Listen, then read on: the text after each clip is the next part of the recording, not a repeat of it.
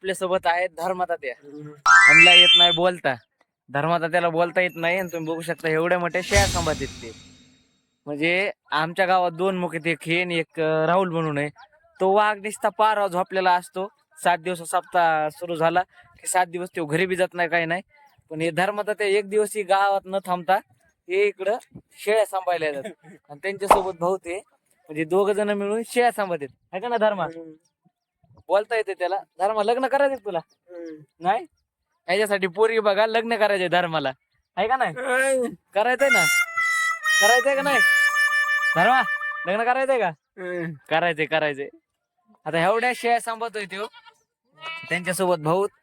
धर्म कसं कुणाच शेळ्या त्या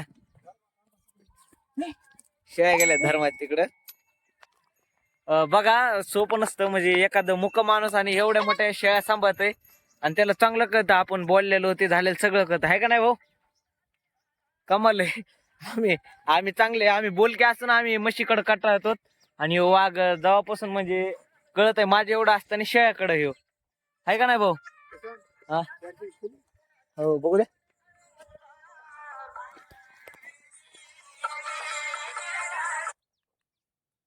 भाऊने घेतलाय मोबाईल. भाऊ कितीला घेतलाय? कितीला घेतलाय म्हण? कितीला बिडून काय? काही 2 काढे आहेत. एक भाऊ नाही घ्यायची पण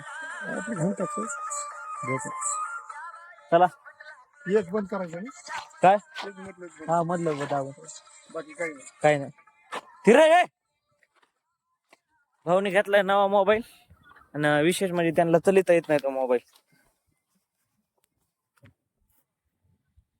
बघू शकता की सोपं नसतं मुका असून एवढं सांभाळायचं. म्हणजे सांभाळतोय बिचारा कस तरी.